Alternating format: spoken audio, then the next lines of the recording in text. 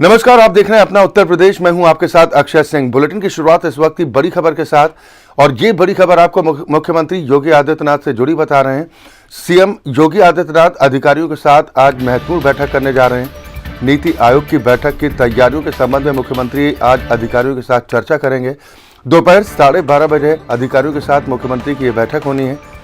साथ ही 20 फरवरी को प्रधानमंत्री मोदी की अध्यक्षता में आपको बता दें कि नीति आयोग की बैठक होनी है, लेकिन उससे पहले अधिकारियों के साथ बैठक कर रणनीति पर चर्चा कर रहे हैं मुख्यमंत्री योगी आदित्यनाथ। इस वक्त की बड़ी खबर आपको बता रहे हैं, मुख्यमंत्री योगी आदित्यनाथ अधिकारियों के साथ बैठक करेंगे। दोपहर 12:30 बजे ये बैठक प्रस्तावित है। यहाँ पर नीति आयोग की बैठक के संबंध में मुख्यमंत्री अधिकारियों के साथ चर्चा करेंगे।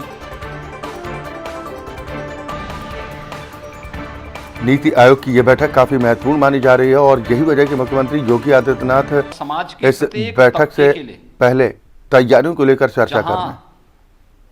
बहुत कुछ प्रावधान किया गया है, वहीं साथ ही साथ बजट जहां नीति आयोग की बैठक की तैयारियों के संबंध में मुख्यमंत्री योगी आदित्यनाथ चर्चा करेंगे। दोपहर 12:30 बजे का वक्त निर्धारित किया गया जब वरिष्ठ अधिकारियों संग मुख्यमंत्री योगी आदित्यनाथ चर्चा करेंगे। दरअसल नीति आयोग की बैठक काफ़ी महत्वपूर्ण मानी जा रही है। नीति आयोग की बैठक की अध्यक्षता प्रधानमंत्री नरेंद्र मोदी करेंगे और इस बैठक से पहले मुख्यमंत्री योगी आदित्यनाथ तैयारियों के संबंध में अधिकारियों के साथ मंथन करने जा रहे हैं। दोपहर 12:30 बजे ये बैठक प्रस्तावित की गई है।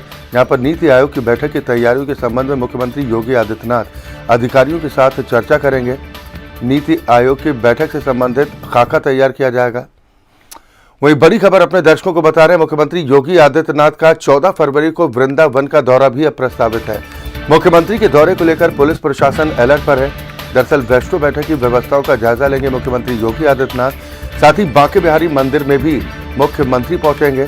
स्वामी ज्ञानानंद आश्रम भी जाएंगे मुख्यमंत्री योगी आदित्यनाथ। इस वक्त की बड़ी खबर आपको बता रहे हैं, मुख्यमंत्री के दौरे को लेकर पुलिस प्रशासन अलर्ट हो चुका है।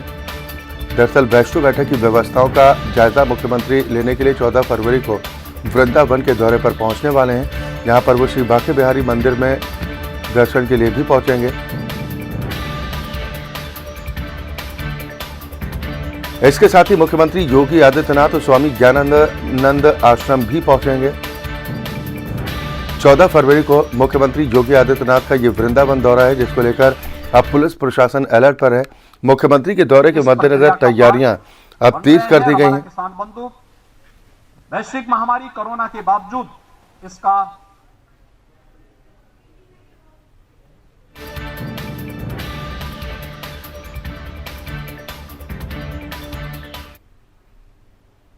और अगली बड़ी खबर, उत्तर प्रदेश में 7 आईपीएस अफसरों के तबादले कर दिए गए। अखिल कुमार एडीजी गोरखपुर जोन बनाए गए, जबकि भानु भास्कर एडीजी जोन कानपुर बने।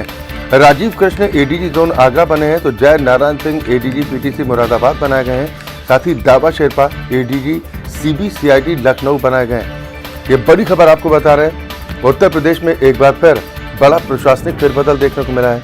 7 आईपीएस अफसरों के तबादले किए गए हैं। भानु भास्कर, जिन्हें एडीजी जोन कानपुर की जिम्मेदारी सौंपी गई है,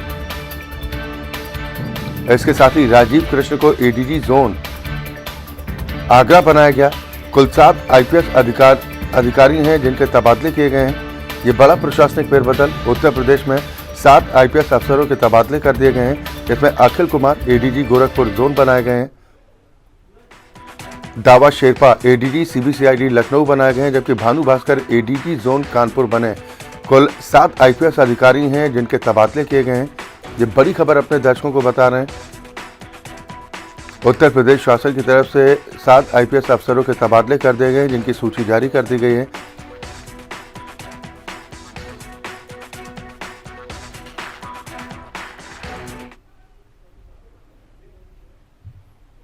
और खबरों में आगे बढ़ेंगे, बात करेंगे मेरठ की, जहां पर किसान महापंचायत को संबोधित करेंगी प्रियंका गांधी वाड्रा। दरअसल 15 फरवरी को मेरठ में महापंचायत का आयोजन किया जाना है। प्रियंका गांधी ने सहारनपुर में भी सरकार पर जमकर हमला बोला था। आपको बता दें कि कांग्रेस के पूर्व प्रदेश सचिव चौधरी यशपाल सिंह के अनुसार कांग्रेस ने जय जवान जय किसान नारे के साथ पश्चिमी उत्तर प्रदेश के 27 जिलों में किसान महापंचायत करने का फैसला किया है। उन्होंने बताया कि 10 फरवरी को सहारनपुर से इसकी शुरुआत हो चुकी है। साथ ही बताया कि कांग्रेस के इस कार्यक्रम के तहत मेरठ में 15 फरवरी को आयोजित की जाएगी महापंचायत, जिसमें कांग्रेस के महासचिव शामिल होकर सभा को संबोधित भी करेंगे। महापंचायत की तैयारियों को लेकर आज जिला कांग्रेस कमेटी कार्यालय में जिलाध्यक्ष अवनीश काजला ने रैली की तैयारियों की समीक्षा की है। यानी किसानों के आंदोलन को लेकर अपनी अपनी सियासत को चमकाने की कोशिश की जा रही है। अब किसान महापंचायतों के जरिए किसानों को एकजुट करने का प्रयास किया जा रहा है।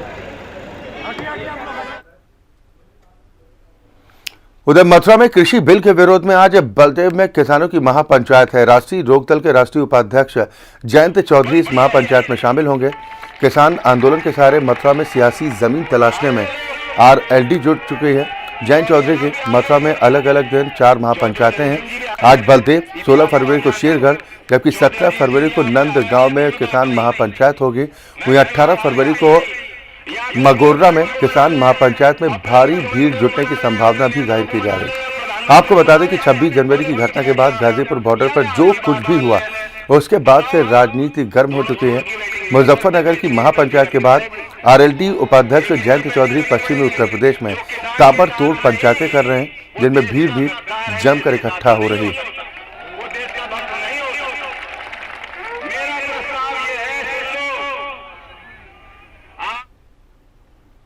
और अगली बड़ी खबर आपको मुरादाबाद से बता रहे हैं, जहां पर बिलारी तहसील में आज किसान महापंचायत का आयोजन किया जाना है। दरअसल नए कृषि कानूनों के विरोध में यह महापंचायत बुलाई गई है। नरेश टिकैत इस महापंचायत को संबोधित करेंगे। 12 बजे महापंचायत में पहुंचेंगे नरेश टिकैत। महापंचायत को लेकर पुलिस प्रशासन अलर्ट पर है।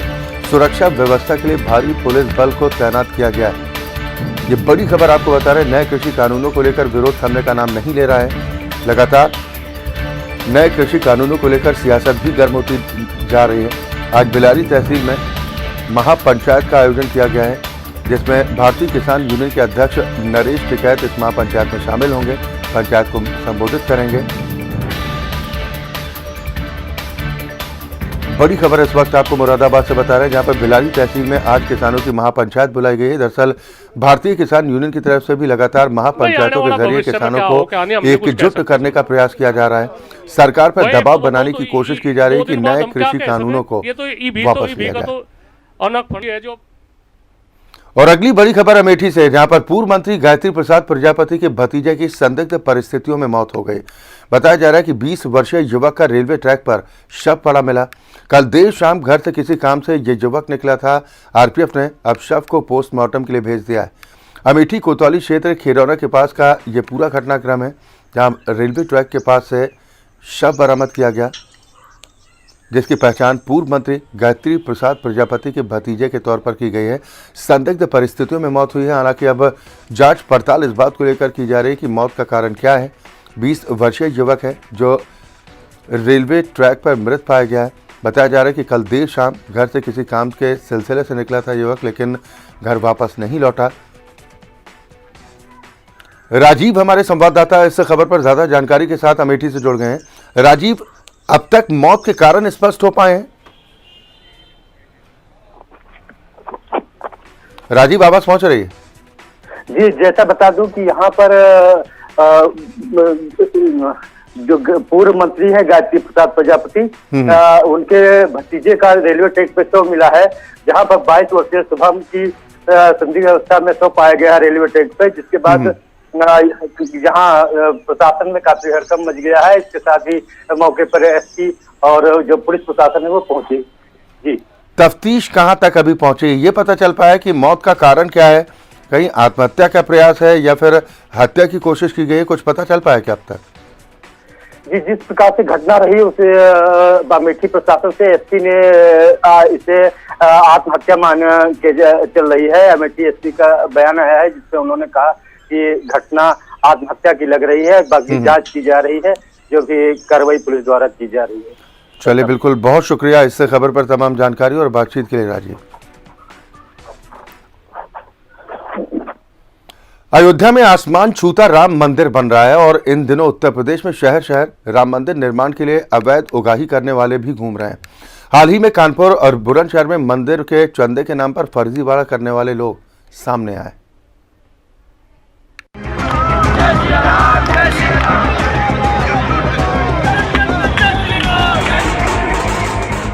अयोध्या में आसमान छूता राम मंदिर बन रहा है। इस राम मंदिर में हर राम भक्त अपना योगदान देना चाहता है, अपनी श्रद्धा के अनुसार चंदा देना चाहता है, लेकिन सावधान हो जाइए, आपकी आस्था के साथ विश्वासघात हो सकता है।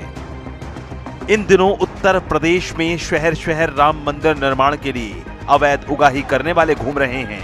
हाल में ही कानपुर और बुलंदशहर में मंदिर के चंदे के नाम पर फर्जीवाड़ा करने वाले सामने आए हैं। कानपुर में चंदे की फर्जी रसीद छपवाकर अवैध वसूली हो रही है।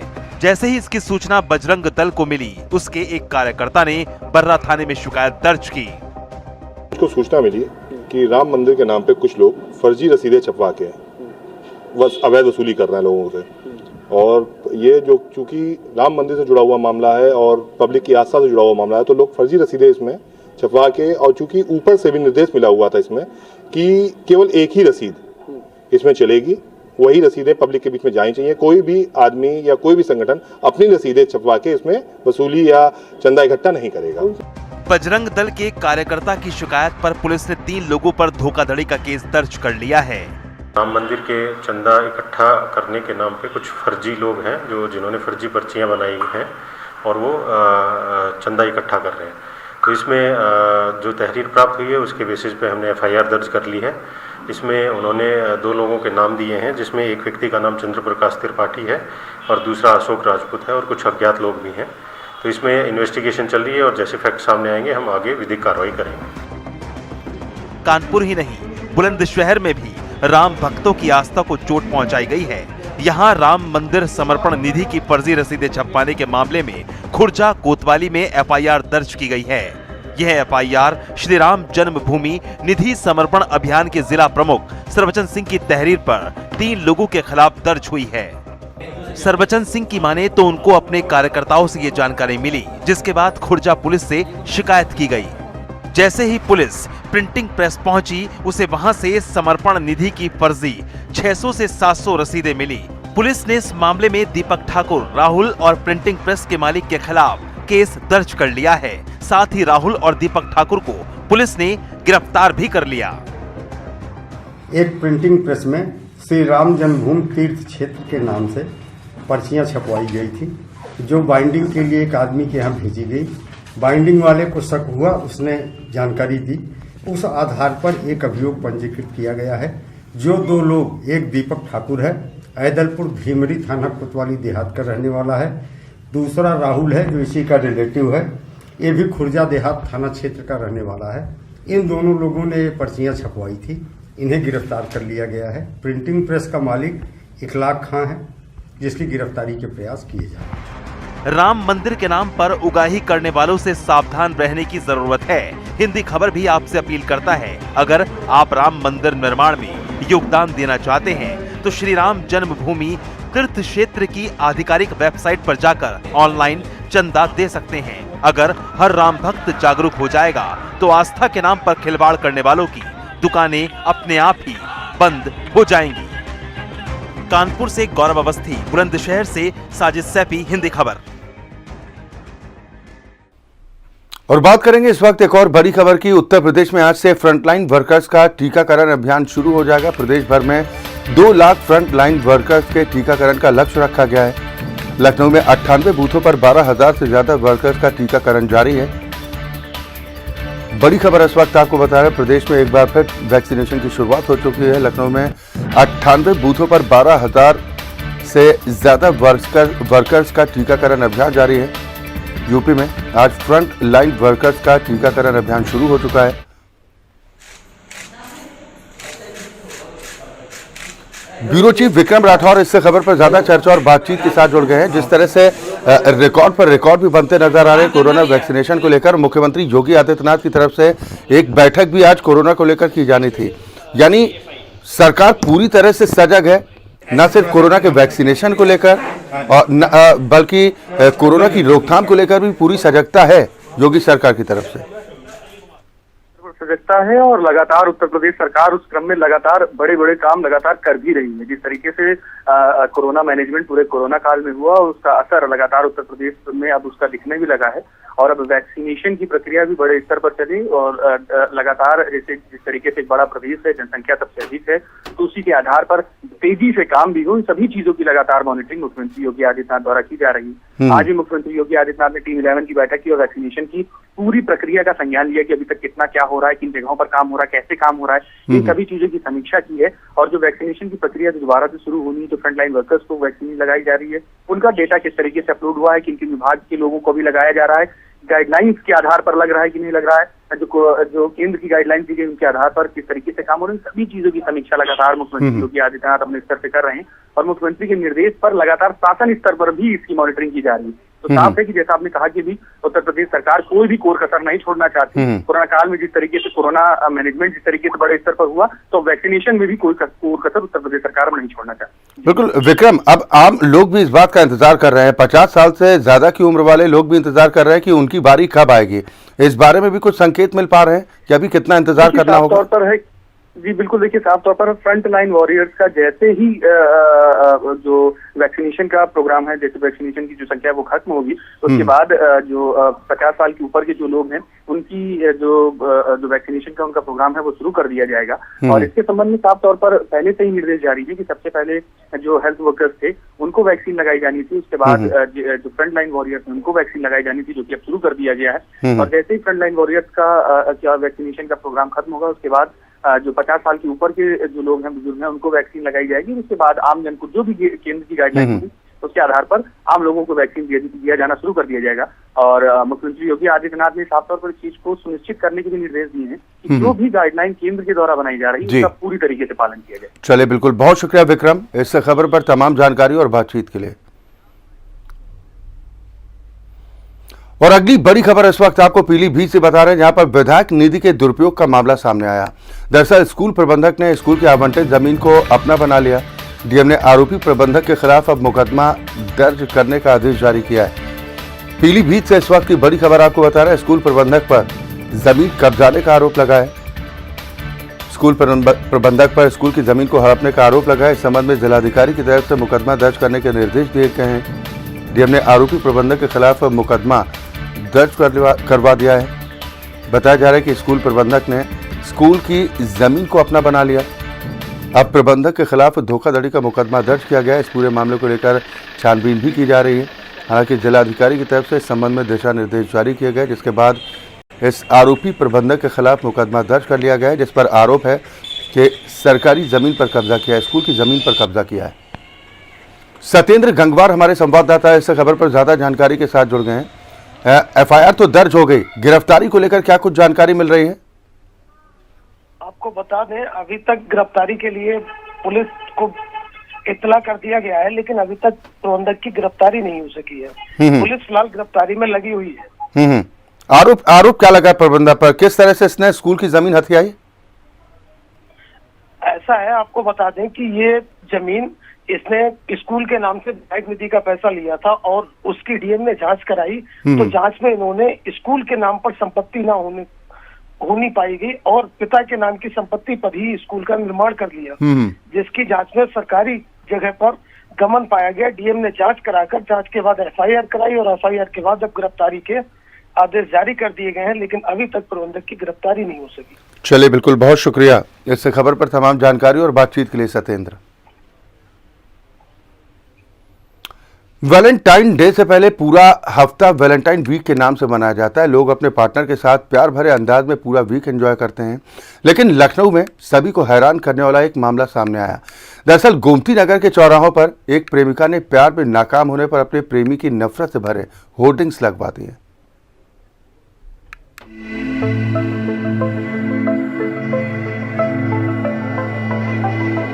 गोमती नगर चौराहे पर एक प्रेमिका की नफरत साफ तौर पर देखी जा रही है। सड़कों पर लगे सिटी हेट्स शिवा वाले होर्डिंग्स और पोस्टर किसी की बेवफाई को बयां कर रहे हैं। पोस्टर को देखकर ही समझ आ रहा है कि लड़की को शायद प्यार में धोखा मिला होगा, तभी शिवा से नफरत करने वाली सिद्धि ने इसे सरेआम कर दिया। गौर से देखें इन होर्डिंग्स को। सफेद रंग से पेंट करने के बाद काले रंग से सिद्धि हेट्स शिवा लिखा गया है। इसी में एक तरफ दिल बना है जिसे क्रॉस कर दिया गया है। लड़की ने अपने प्रेमी को बदनाम करने का ये तरीका इजाद किया है। लखनऊ का गोमती नगर एक ऐसा इलाका है जो हैंगआउट के लिए हमेशा से ही लोगों की पहली पसंद रहा है। लिहाजा ये एरिया यूथ और कपल से भरा रहता है। ऐसी जगह पर सिद्धि हेट से शिवा के पोस्टर देख लोग हैरत में तो हैं, साथ ही पोस्टर के पीछे छिपी स्टोरी को जानने की उत्सुकता भी है। हालांकि ये बात अभी तक सामने नहीं आई कि पोस्टर लगाने वाला है कौन और उसने ऐसा किया क्यों। फरवरी महीने के वैलेंटाइन वीक में आज तीसरे दिन ही राजधानी की सड़कों पर देखने को मिला जिस तरीके से बैनर पोस्टर दिखाई दे रहा है। आप देख सकते हैं सिद्धि हेट्स शिवा। ये राजधानी लखनऊ के गोमती नगर इलाका है जहां पर लोहिया हॉस्पिटल के पास इस तरीके का पोस्टर लगाया गया है। ऐसा पोस्टर एक जगह नहीं, राजधानी लखनऊ के कई जगह पर लगाए गए हैं। कहीं ना कहीं ये सवाल खड़े हो रहे हैं, लोगों के जहन में आ रहे हैं कि जिस तरीके से वैलेंटाइन डे का वीक चल रहा है और जिस तरीके से आप देख सकते हैं कि जो पोस्टर लगाए गए हैं लोगों की नज़र पड़ रही है, क्योंकि ये रास्ता जो है आने जाने वालों के लिए पूरी तरीके से भरा हुआ है। आप देख सकते हैं कि लगातार जो है सड़कें चल रही हैं, लेकिन लोगों की नज़र भी पड़ रही है कि ये सिद्धि हेट्स शिवा कौन है और किसने इस पोस्टर को लगवाया। ऐसे में इंटेलिजेंस और पुलिस भी जो है इसको समझने की कोशिश कर रही है, इसको जानने की कोशिश कर रही है कि ये किसने और क्यों लगवाया इस तरीके का पोस्टर। लेकिन जिस तरीके का वैलेंटाइन वीक चल रहा है और 3 दिन ही बीते हैं, ऐसे में सिद्धि हेट्स शिवा के नाम से इस तरीके का पोस्टर राजधानी लखनऊ में कई जगह पे लगाए मिले हैं। तो कहीं ना कहीं इसको जानने की लोगों को उत्सुकता दिखाई दे रही है। अब देखने वाली बात होगी कि ये कौन, किसने और क्यों लगवाया है। कैमरा मनोज के साथ मैं लालचंद, हिंदी खबर, लखनऊ। और बात करेंगे इस वक्त एक और बड़ी खबर की, और ये बड़ी खबर आपको बिजनौर से बता रहे हैं जहां पर यूपी उत्तराखंड की सीमा पर हाथी दिखने से हड़कंप मचा है। बताया जा रहा है कि जंगली हाथी ने राहगीरों का रास्ता भी रोका है। हाथी की दहशत से लोग इधर उधर भागते भी दिखाई दे रहे हैं। कालागढ़ के रविदास मंदिर पर यह हाथी देखा गया, जिसके बाद राहगीरों के बीच में हड़कंप मच गया। बताया जा रहा है कि कई राहगीरों का रास्ता रोकने का प्रयास इस हाथी की तरफ से किया गया। हाथी की दस्तक से इलाकाई लोग दहशत में हैं। बिजनौर से इस वक्त ये तस्वीरें हम आपको दिखा रहे हैं। बड़ी खबर अपने दर्शकों को बता रहे हैं जहाँ पर सरे राह हाथी की दस्तक की वजह से आने जाने वाले लोगों में दहशत का माहौल देखने को मिल रहा है। ये बिजनौर की तस्वीरें आपको दिखा रहे हैं जहाँ पर जंगली हाथी ने राहगीरों का रास्ता रोका है, जिससे लोग दहशत महसूस कर रहे हैं। यूपी के अंबेडकर नगर से एक हैरान कर देने वाली खबर सामने आई है जहां पर एक स्कूल के भीतर कुछ लोगों ने अपना आशियाना बना लिया है। दरअसल यूपी सरकार के आदेश के बाद जब स्कूल खोले गए, बच्चे पढ़ने पहुंचे तो बच्चों को स्कूल में बैठने के लिए अब जगह नहीं मिल पा रही।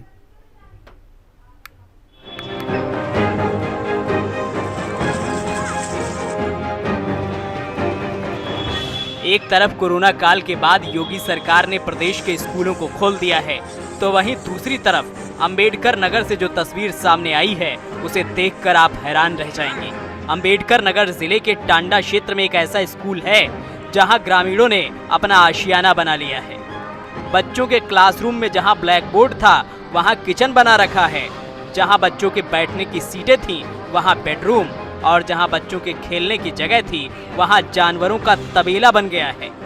यानी ग्रामीणों ने पूरे स्कूल पर कब्जा जमा लिया है। दरअसल एनटीपीसी ने कई गांवों की जमीनों का अधिग्रहण कर लिया है, जिनमें से कुछ ग्रामीणों को जमीन का मुआवजा मिला है, वहीं कुछ ग्रामीणों को मुआवजा नहीं दिया गया है। वही ग्रामीण स्कूल में डेरा जमाए हुए हैं। परेशानी ये है कि हमें लोग ब्याह शादी से ही भवा है, यही हमें लोग का जन्म कर्म से है ही, बाल बच्चा शादी ब्याह कुल किए है। ओकरे बाद में एनटीपीसी जबरदस्ती घर ढकेल दिया, पैसा दे के वादा किए बा, वादा बहुत दिन से निभात हुआ और दे ना चाहत बा। हमारे सब बचपन से यहीं रहा है और हमारे सबके जबरदस्ती जानला कि ढकेल के तो को बाहर कई दिन कहीं कि चला स्कूल में रहो और हमरे सब व्यवस्था कई देबा तो तोहरे सब स्कूल से छोड़ के जाया। स्कूल के प्रिंसिपल ने बताया कि बच्चे स्कूल आकर घर लौट जाते हैं क्योंकि उन्हें बैठने की यहाँ जगह ही नहीं है। यहाँ जो है पदार्थ वाले हमारा जो रूम जो है कब्जा कर लिए हैं ये NTPC वाले यहाँ पे जो है शिफ्ट किए हैं, तो लेकिन हम लोग पढ़ाएं कहाँ? हम लोग को पढ़ाने के लिए जो है ज़रूरी कि माने हमारा रूम चाहिए, ठीक है, लेकिन अब ये लोग कब्जा किए हैं तो कैसे हमारा रूम जो है माने हम लोग कहाँ पढ़ाएं? अब ये NTPC की लापरवाही है या फिर ग्रामीणों का स्कूल पर अवैध कब्जा, ये साफ तो नहीं हो सका है, लेकिन जिस तरह से स्कूल को आशियाने और तबेले में तब्दील कर दिया गया है, उससे छात्रों का भविष्य जरूर अधर में लटका हुआ है। मामला टांडा शिक्षा क्षेत्र के हासिमपुर का है, जहां टांडा NTPC द्वारा विस्थापित कुछ लोगों ने एक विद्यालय में अपना कब्जा जमा रखा है।